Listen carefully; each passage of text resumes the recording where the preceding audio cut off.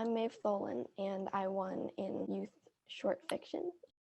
It's about someone who is from Brazil. Her family grows chocolate, and so or cacao pods, and she comes to the US and is trying to sort of make a new home. It's about sort of place and family and connection to land. It's kind of a funny story. When I was younger, we had this picture book about two young girls, and one of them lived in Brazil, and her family grew cacao pods, and another one lived in Maine. My family really loves chocolate, and I didn't really know a lot about the process of growing it and what that looked like, so I really wanted to learn about it. For me, writing is like, it's not only like a good way to express myself, but it's also a good way to learn about other people and other ways of life.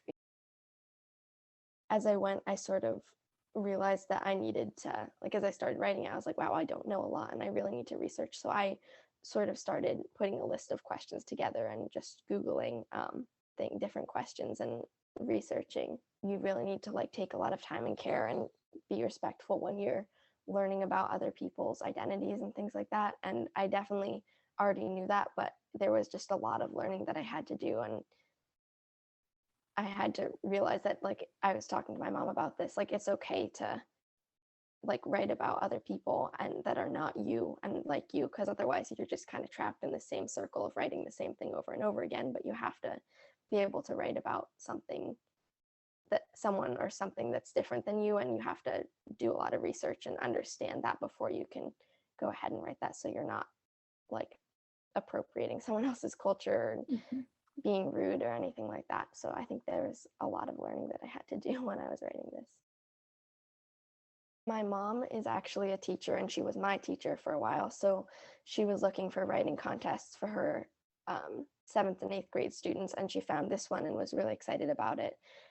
So she was entering her students in, and then she was like, why don't you just try and enter? So then I ended up doing that. And I didn't really think much of it. I kind of forgot about it for a while. I think about the overall feeling that I want the reader to feel, and less of like, I do usually like do like a, what someone would call like a story map, like planning out how the story would be formatted, but it kind of usually takes shape as I write it. I don't really think about that too much, but yeah, I think I wanted the reader to feel this like greater connection, like I said, between people and place.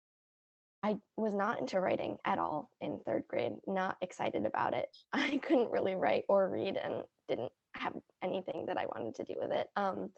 But I sort of just started to realize that it was something that I could be good at if I really worked at it. And I did. And I think it's sort of started to really become like my thing that I could do and I really love to do in like seventh and eighth grade. And that's when I think it kind of just clicked right then and was like, I can do it. And it's really cool to like not be like, oh, I don't really know how to write, go from that to all of a sudden just knowing that someone else appreciates your writing and has read it and thinks that it matters for other people to hear.